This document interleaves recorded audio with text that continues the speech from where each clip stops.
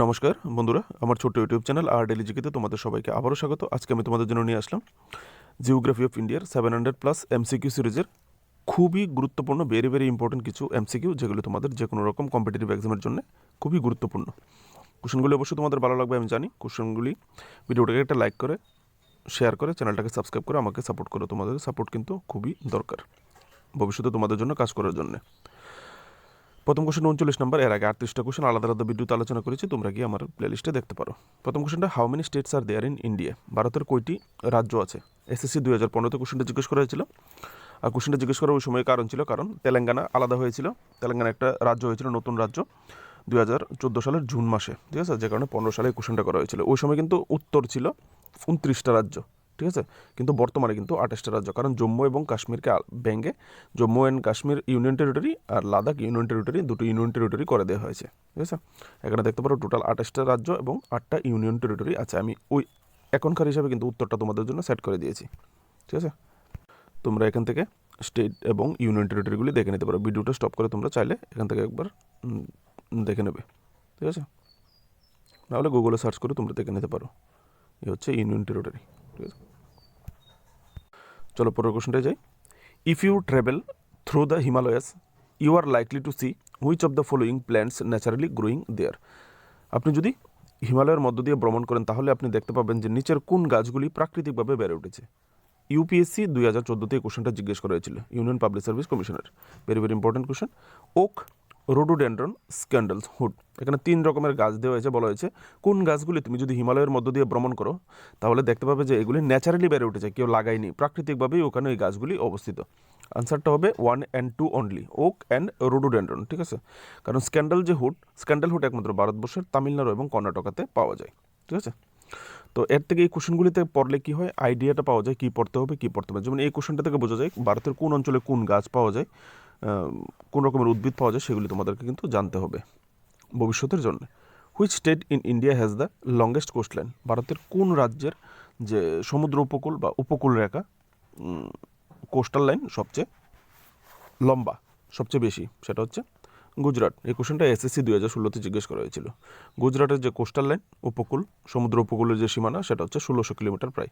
কখনো কত কিলোমিটার জিজ্ঞেস করলে তোমরা বলতে পারবে। আর এই গুজরাটের যে এই কোস্ট লাইন, সেটাকে কোস্টাল মার্বেল অফ ইন্ডিয়া নামেও পরিচিত, ঠিক আছে। তোমরা এরকম জিজ্ঞেস করলে বলতে পারবে। পরের কোশ্চেনটা, the Himalaya is the example of? Himalaya হলো ড্যাশ ড্যাশ এর উদাহরণ, মানে হিমালয় কোন প্রকৃতির পর্বত? এখানে এটাই জিজ্ঞেস করা হয়েছে। এসএসসি সিজিএল 2016-তে এই কোশ্চেনটা জিজ্ঞেস করা হয়েছিল। হিমালয় হচ্ছে ফোল্ড মাউন্টেন, ঠিক আছে, ভাঁজ করা, কারণ হিমালয় দুটি টেকটনিক প্লেটের টক্করে তৈরি হয়েছে। আগাতে একটা একটার মধ্যে ঢুকে গেছে, যে কারণে এটা ভাঁজে তৈরি হয়েছে, যেটাকে ফোল্ড মাউন্টেন বলা হয়।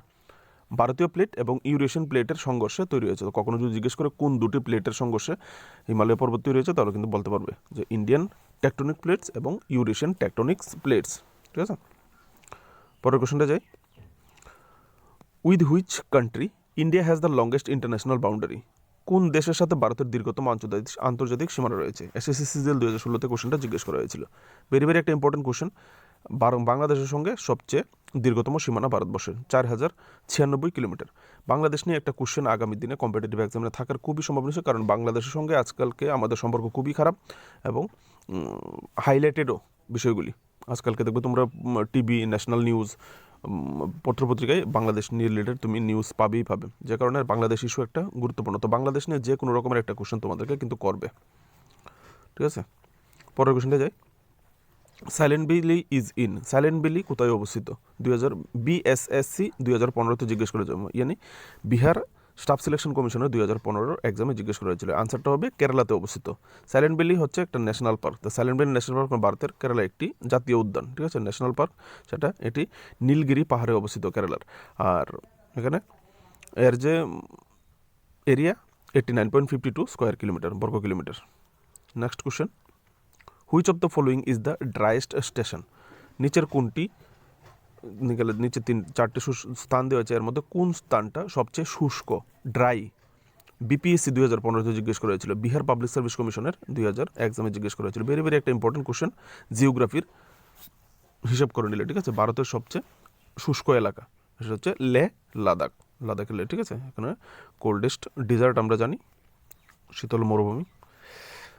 এখান থেকে ডিটেলসটা তোমরা একটু দেখে নেবে। পরের কোশ্চেনটা, the Lakshadweep islands are situated in the, Lakshadweep যে দ্বীপপুঞ্জগুলি অবস্থিত, মানে কোথায় অবস্থিত, এখানে অপশন দেওয়া হয়েছে Arabian sea, bay of Bengal, Indian ocean, none of this. আর আনসারটা হবে আরবিয়ান সি। এই কোশ্চেনটা জিজ্ঞেস করলে SSC 2015-তে, ঠিক আছে। এটা আরবিয়ান সিতে অবস্থিত। এখানে তোমাদের জন্য একটা ফটো রেখেছি, পড়ার সঙ্গে সঙ্গে ভিজুয়ালি দেখতে পেলে সহজেই শেখা হয়ে যায়, ঠিক আছে। আরবিয়ান সি দেখো, আরবিয়ান সির লাক্ষাদ্বীপ, লাক্ষাদ্বীপে ছোটো ছোটো দ্বীপ আছে, দ্বীপপুঞ্জ। একটা কোশ্চেনও হয়ে থাকে, একটা কোশ্চেন তোমাদের জন্য আসবে আগামী দিনে, লাক্ষাদ্বীপে টোটাল কয়টা দ্বীপ আছে, 36টা দ্বীপ আছে, ঠিক আছে। পরের কোশ্চেনে যাবো, which of the following is not a union territory, নিচের কোনগুলি কেন্দ্রশাসিত, নিচের কোনটি কেন্দ্রশাসিত অঞ্চল নয়। এখানে 4টা অপশান দেওয়া আছে, তোমরা দেখতে পাচ্ছ। কোন অঞ্চলটা কেন্দ্রশাসিত অঞ্চল নয়, এটা রাজ্য। এর আনসারটা হবে অপশান সি, নাগাল্যান্ড। নাগাল্যান্ড কিন্তু একটা স্টেট, নাগাল্যান্ড কেন্দ্রশাসিত অঞ্চল নয়, ঠিক আছে।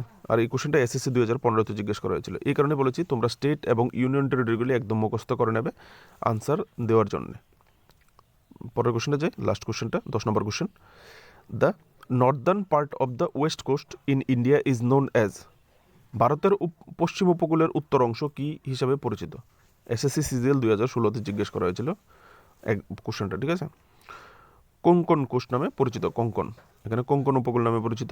এটা মহারাষ্ট্রের দমন গঙ্গা নদী থেকে গোয়ার তেরেকুল নদী পর্যন্ত বিস্তৃত, ঠিক আছে।